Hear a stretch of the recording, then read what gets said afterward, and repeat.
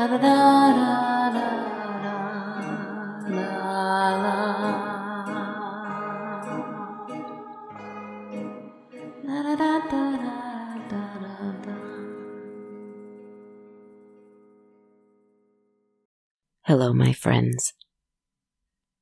I've been waiting for you to come to me, for a story to come to me, for a sense of balance to be restored to me and to this castle. Come, sit by the fire. On the floor here are 2 wolf skins, soft and warm, very large each of them.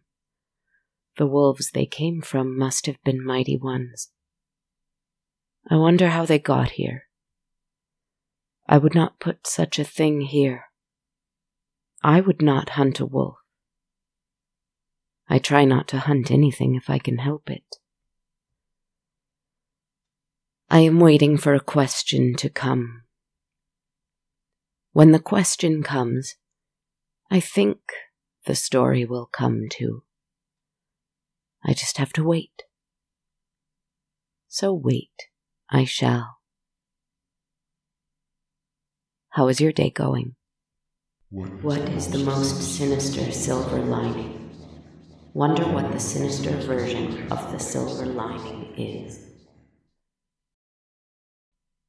Ah, there it is.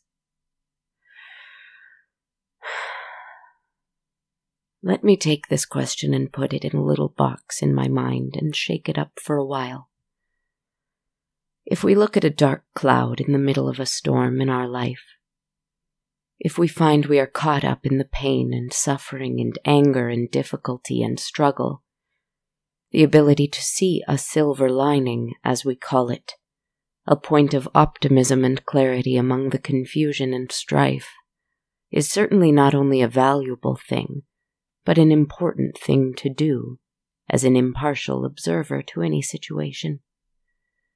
We would be remiss to not notice the brightness in an otherwise dark situation. So conversely, we find ourselves in a bright and sunny time, blue skies, fresh air, joy and love and laughter in abundance. But there is one single storm cloud in the sky, heavy as a rock, refusing to leave. A point of darkness and sorrow among the light and contentment. Is there value in seeing it, in the noticing of it? Would we be remiss to not notice the darkness as well?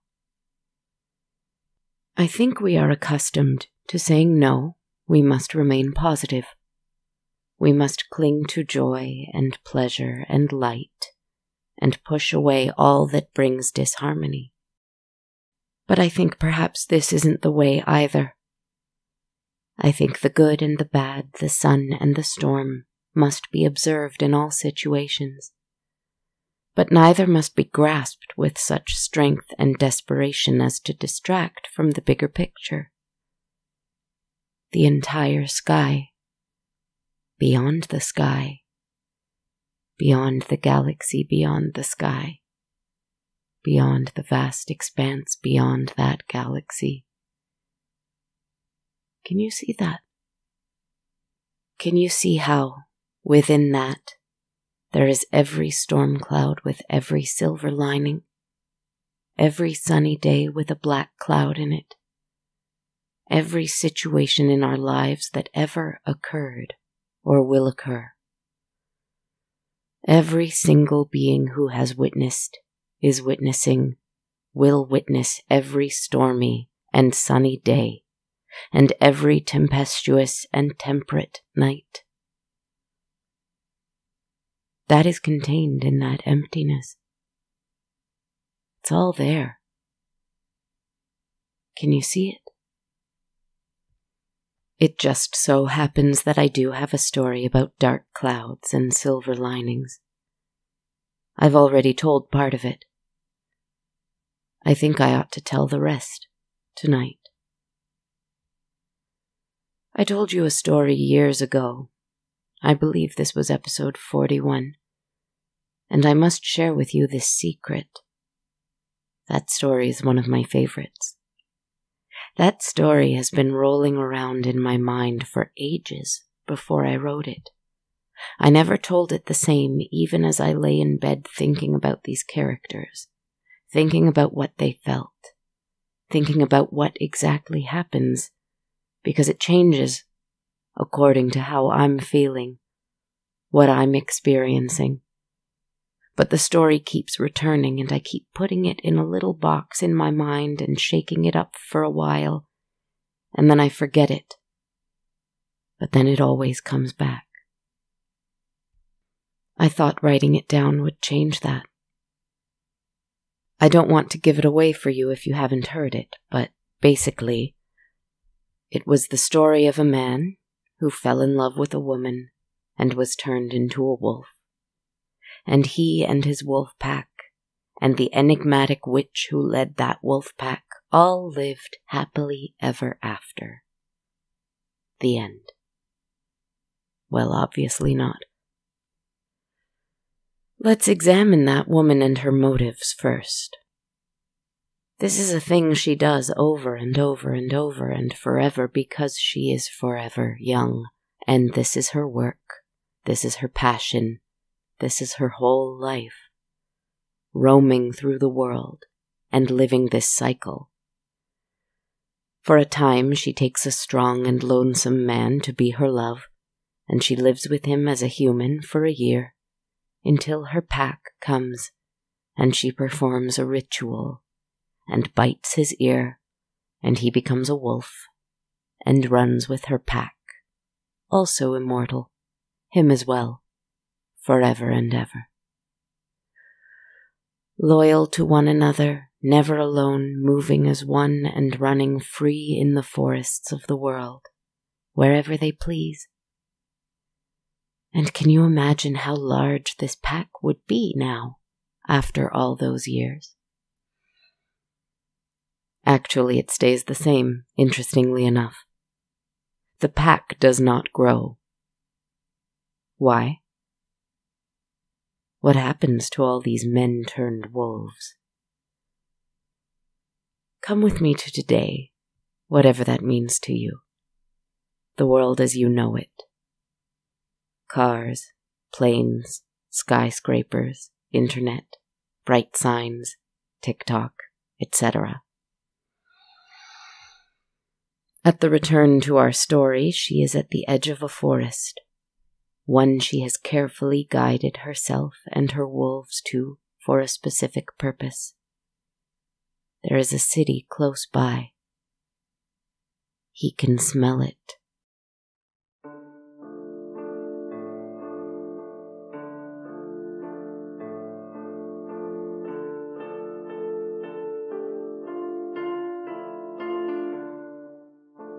He is one of her loyal, loving wolves. He has been with her for 500 years. That's usually about how long it takes, she's found. He has served her and his brothers well. He has loved her and his brothers well. He has seen wonders that erased his memory of who he was before he was this. He has wandered so long that he does not recall what it is like to be a hungry, hungry human. He stands with her, wagging his tail, panting with his tongue lolling, and she scratches his ears. "I have to send you back now," she whispers to the beast. She is in a long white gown with no shoes, no coat, and even in the month of December she does not seem to be cold. Of course she doesn't. Her very long black hair hangs down her back like a great mane. Her large dark eyes look at him with the greatest love and sadness, but also pride. She took a long, sharp fingernail and dragged it along his spine. He howled one last, great howl, not in pain, but in the worst, most awful, aching loneliness, sadness at losing his witch, she who led him through the woods for so long. And then he shed his skin. An agonizing process, but let's not talk about that. Let's talk instead about what he thought of. In his mind's eye, his life flashed before him. Not the wolf's, but the man's. He remembered much of the joy and love, being a child, being a young man, being in his prime, the friends he'd made, the family he'd experienced, even the hunting dogs he'd loved, his home, what the trees looked like where he lived. He remembered everything. He remembered her finding him. And this was the first dark cloud of our story, if we are telling it chronologically, which I believe we finally are now. He was on the grass.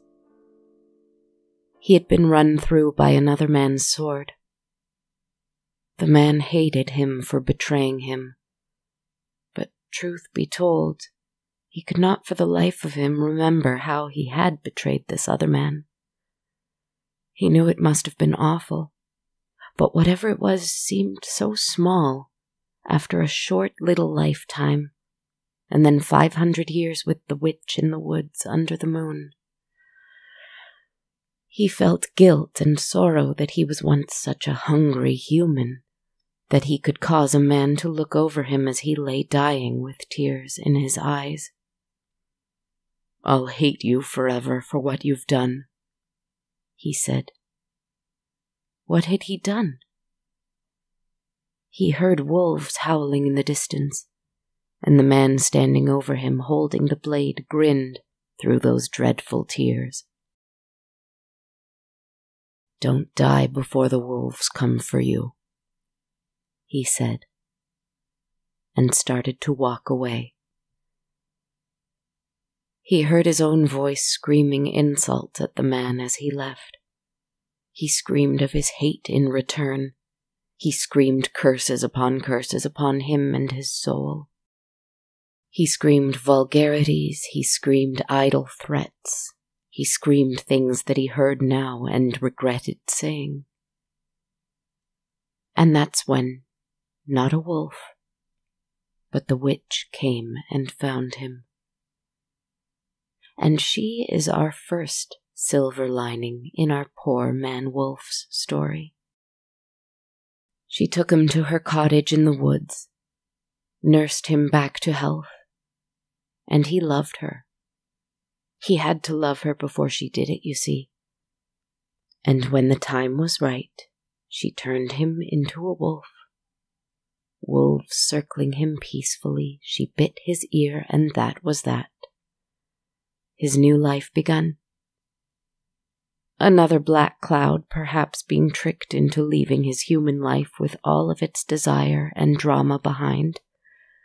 But then another silver lining, for in his life as a wolf in the woods with his witch, he found the most pure and wonderful sense of peace. But all that was over now. The man stood in the woods, on the outskirts of a city, wrapping a wolf skin around himself. He trembled on his 2 legs. He wept, he sobbed, he howled for his woman, but she did not come. He wept, he sobbed, he howled for his brothers, but they did not come. He was all alone. Another dark cloud. The largest one in his very long and very remarkable life. He knew what he was meant to do, but he dreaded the doing of it. All the same, she had told him to go back, so he had to go back. He stumbled towards the city, his belly empty and aching.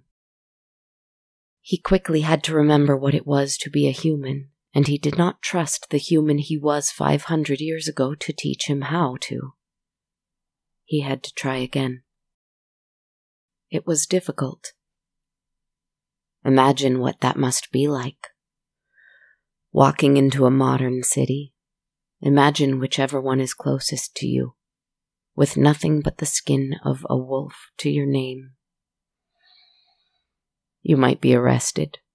You might be questioned. You might be mocked. You might be attacked. But you also might be helped. You might be cared for.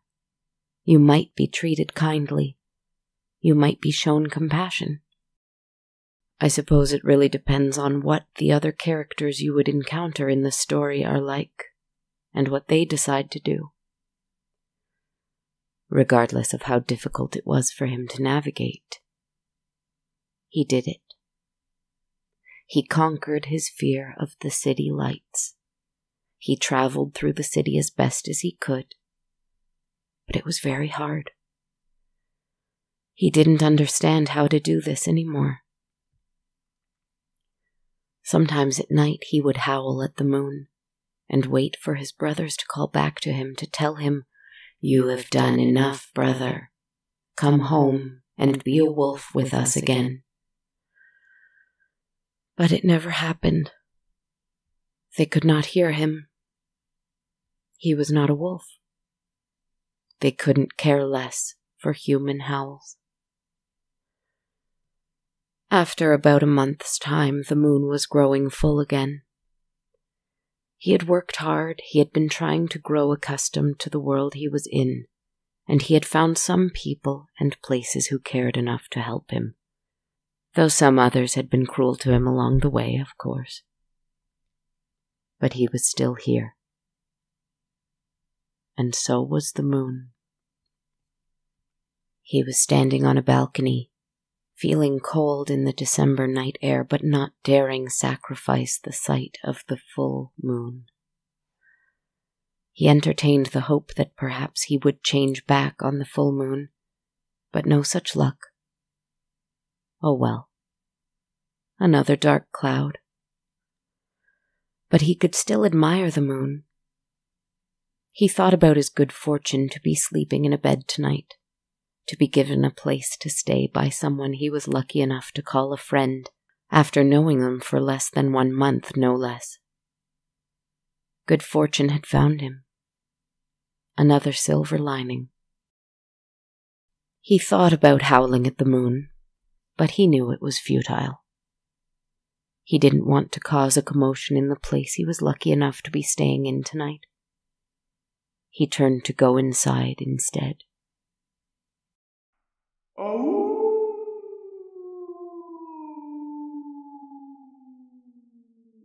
He heard it in the distance, but it sounded strange. It sounded like a human howling. Strange. He was speaking the language of wolf howls. He knew it too. He was howling a question. He was howling one word. "Brother?" Our hero on the balcony's eyes went wide, and he let out a very long and very loud howl immediately, throwing his head back, his neck stretching towards the moon. He answered with joy, with love, with gratitude, howling one word. "Brother." And the reply came again. The human in the distance howling again. The man ran inside the apartment. He apologized to his friend and thanked him profusely, but then ran out into the hall, down the stairs, to the lobby, out the front door, down the streets, down the sidewalks, following the sound of the hungry human howling, following his brother's voice towards the edge of the forest. He recognized the voice. He recognized which of the wolf pack it was. She had done it to another of them. She hadn't left him to be on his own. Oh, he loved her for it. She had never meant for them to do this alone. Tears froze in the corners of his eyes, and he laughed and wept at the same time, running to his brother. The memory of her voice filled his ears with that song he'd heard her sing over and over and over when he was a human. He had almost forgotten that too. Run from your home, child, run to the woods. The moon is full and bright. I wait for you there in the heart of the woods. So run to me there tonight.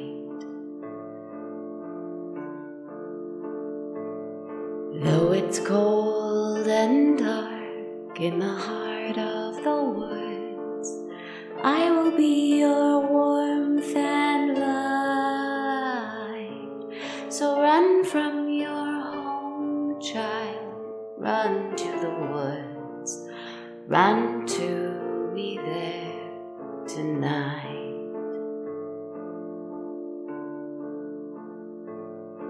When he made it to the woods and saw the man there, standing in the snow on two shaking legs, sobbing, weeping for his witch to take him back, he saw that he held his wolf skin in his hands, staring at it and crying like a child.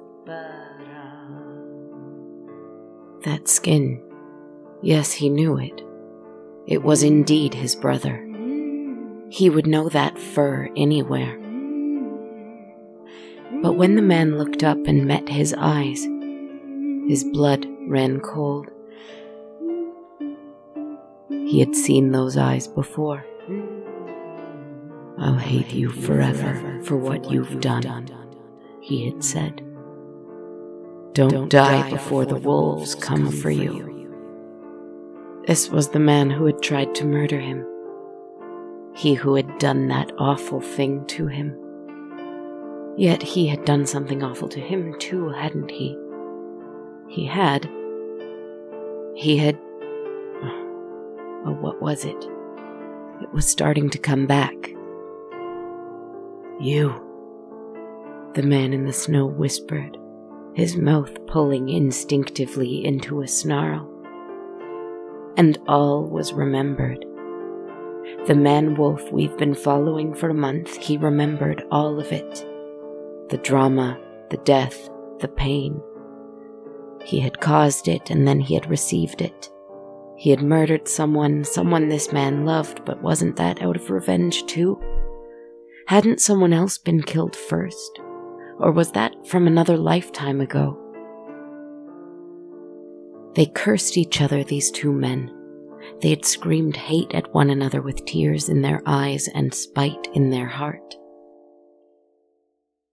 I'm not about to invent a stupid story about once upon a time he loved someone, but he killed that someone, so he killed someone else, or he hurt this one, or he abused that one, or they were from families who hated each other for decades, or they were soldiers on enemy lines. Doesn't matter. They are all of that anyway, I think.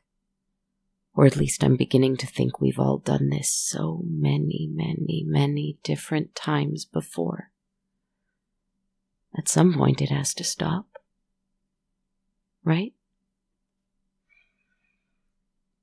The man in the snow faltered, and the man who ran from the city to his brother ran to his brother once more and caught him in his arms.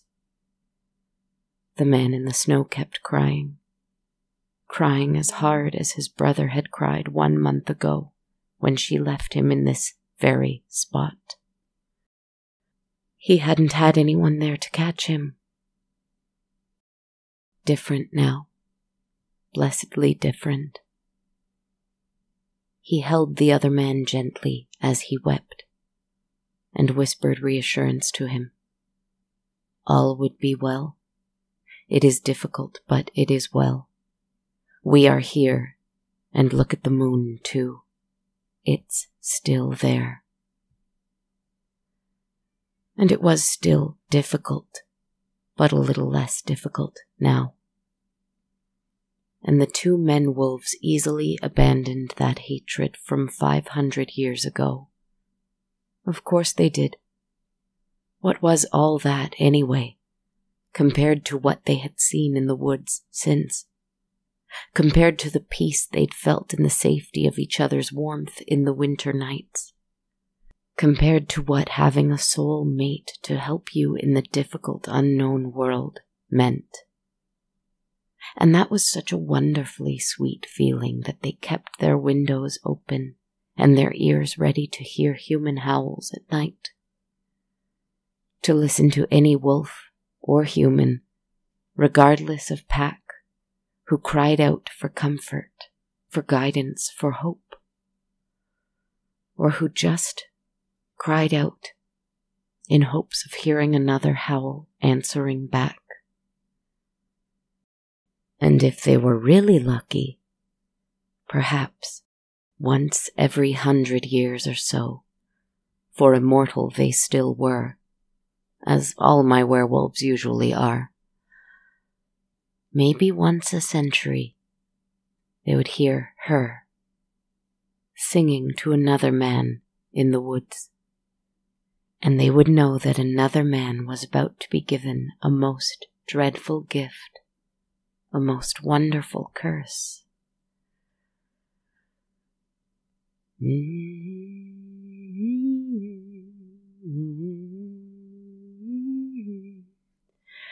I'll be your warmth and light. Ya-dum bum bum bum bum. Ya-da-da-da-dum. Run to me there tonight. Oh, run to me there tonight. Dark clouds, silver linings. I would not take any of the clouds nor the linings, no matter how good or how bad, away from this story. They're perfect just the way they are. Perhaps no experience can be all bad, and no experience can be all good. You can find silver linings of the most sinister nature at every turn. You can find bright and joyful ones too. I suppose that's up to you in the story. I can't control everything, and I've tried. So no, these wolves whose skins we sit with by the fire were not hunted at all. Perhaps they're here, in this castle somewhere. Do you hear anyone howling?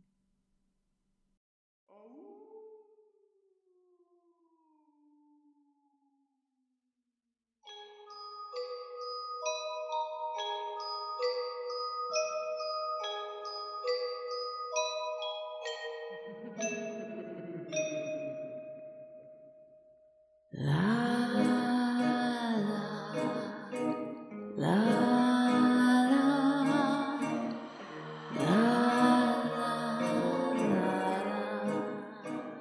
Hello everyone, Kristen Zaza here. Welcome to December. Thank you so much for listening to episode 216 of On a Dark Cold Night. If you don't know, I'm your writer, narrator, composer, editor, podcaster, etc., etc., etc. behind the show. It's nice to be back here after a little time away. Things are getting busy for the holidays, and in the chaos, I needed a little rest and recuperation time. But here I am, and here you are, and I'm certainly glad for it. Big thank you to Wendell. I'm very grateful, both for you supporting on Patreon and also submitting this very interesting question. Thanks, Wendell.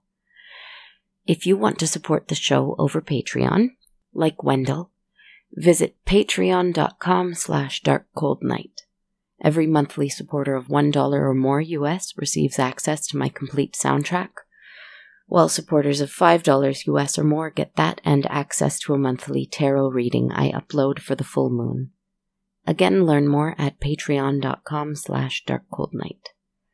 If you'd prefer to donate one time only with no perks, you can buy me some metaphorical coffee at ko-fi.com/darkcoldnight.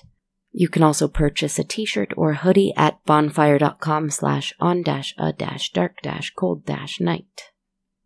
I'd also love if you left a rating and a review for the show on iTunes, Spotify, Facebook, or wherever else you like to rate and review podcasts. You can follow me on social media too. I'm on Twitter at A Dark Cold Night, Instagram at Dark Cold Night Podcast, or on Facebook and YouTube under the page names On a Dark Cold Night, or on TikTok at Kristen Zaza. These are all great ways, including over Patreon and Ko-fi, or even in a review, to submit a question, if you have one for me that you'd like to possibly hear answered in an upcoming story. So give me a follow, tag me in a question or tweet or post or whatever it is wherever you like to engage online, and I'd love to hear your questions. Thank you again for listening and for spending time in the castle tonight. I hope you stay well, get lots of rest, take care of yourselves and each other, and we'll talk soon. Good night, my friends.